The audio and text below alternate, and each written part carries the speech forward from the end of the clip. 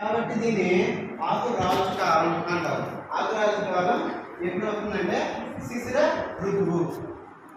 ఇక్కడ ఈ తెలుగు నెలలో ఆధారంగా మనం ఇవి ఎందుకు ఫాలో అవుతామంటే జనరల్గా మన తెలుగు సాంప్రదాయం ప్రకారం ఈ 12 నెలలకి ఒక ప్రత్యేకత ఉంది. ఆ ప్రత్యేకత ఏంటంటే వీటిని మనం ప్రకృతిలో జరిగేటటువంటి మార్పుల ఆధారంగా మనం ఈ 12 నెలలు అనేవి మనం జరుపుకుంటాం. అంటే 12 నెలలుగా చెప్పుకుంటాం. ప్రకృతిలో మార్పులు ఏ మార్పులు అంటే మనం అంటే దీంట్లో మనం ఇంకా ఏం చేస్తున్నామంటే మొదటి నెల అంటే 12 నెలల సంవత్సరంలో మొదటి నెల చైత్రం గురించి మాట్లాడుకుంటున్నాం. అంటే అప్పుడే ఆకులు అనేవి చిగురించడం జరుగుతుంది అని. అయితే ఇక్కడ ఆంగ్లమానం ప్రకారం అయితే ఏమవుతుందంటే ఈ చైత్ర మాసం అనేది ఎప్పుడు వస్తుంది? మార్చ్ ఏప్రిల్లో వస్తుంది. ఇది మార్చ్ ఏప్రిల్